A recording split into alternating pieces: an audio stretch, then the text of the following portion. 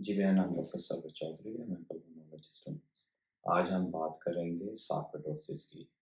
सबसे पहले हम बात करेंगे सार्कोइडोसिस होती क्या है, इसकी अलामात क्या हैं, इसकी वजह क्या है और इसकी तशख़ीस के लिए हम कौन से टेस्ट करते हैं। और आखिर में हम बात करेंगे इसके इलाज की और इसके प्रोग्नोसिस की। तो फर्स्ट ऑफ ऑल जो सार्कोइडोसिस है ये इन्फ्लेमेटरी डिसऑर्डर है। इसके अंदर सोजिश होती है जिस्म के मुख्तलिफ हिस्सों के अंदर और लंग्स इसमें सबसे ज़्यादा इन्वॉल्व होते हैं। इस इन्फ्लेमेशन की वजह से छोटे-छोटे सेल्स के ग्रैनुलोमा बन जाते हैं और उसकी मुख्तलिफ फॉर्म्स में डिसीज़ की प्रोग्रेशन होती है। तो इसकी अगर हम बात करें अलामात की, तो मोस्ट ऑफ द केसेस में, मेजॉरिटी केसेस में इसकी कोई भी अलामत नहीं होती।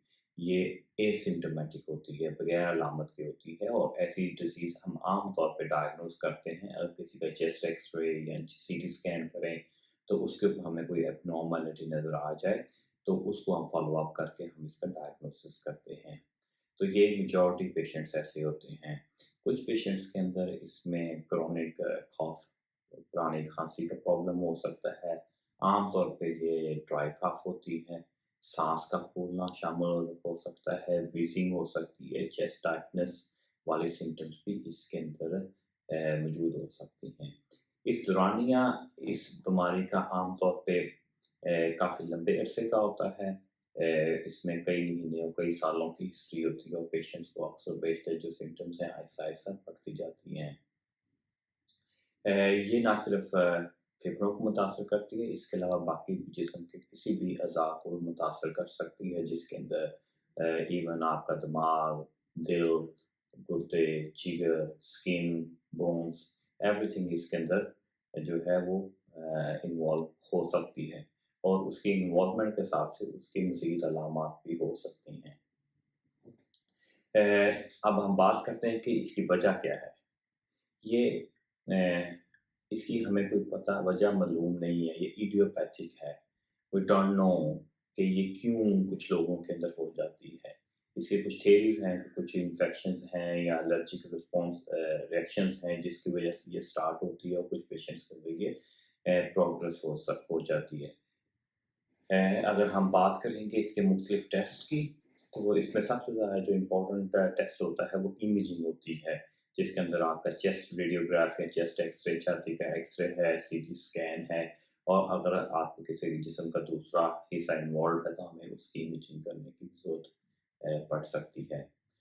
लंग्स के हवाले से इसके अंदर हम सांस के जो टेस्ट होते हैं, पीएफटी या मुकम्मल ब्रीदिंग टेस्ट जो होते हैं वो बहुत इंपॉर्टेंट होते हैं, जो हमें बताते हैं कि आपके लंग्स फंक्शनली कितने इफेक्टिव रह गए हैं या कितने मुतासर हो चुके हैं। इसमें ब्लड टेस्ट भी करते हैं।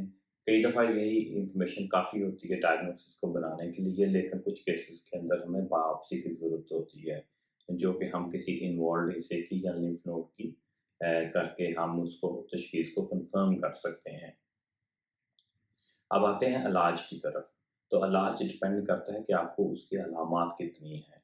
जैसे मैंने बताया पहले कि ज़्यादातर केसेस के अंदर इसकी कोई अलामात नहीं होती, तो उन केसेस के अंदर हम इसको ट्रीट भी नहीं करते। हम इसको सिर्फ वॉच करते हैं, ऑब्ज़र्व करते हैं कुछ अरसे के लिए और ज़्यादातर लोगों के अंदर या तो ये स्टैटिक रहती है या ख़त्म भी हो जाती है। अगर किसी बंदे को अलामात आना शुरू हो जाए इस बीमारी की, तो डिपेंडिंग ऑन द सेवेरिटी और ऑर्गन कितना इन्वॉल्व हुआ है उसके मुताबिक हम ट्रीटमेंट का डिसीजन लेते हैं। इसके अंदर स्टीरॉयड सबसे कॉमन हम इस्तेमाल करते हैं इनिशियली।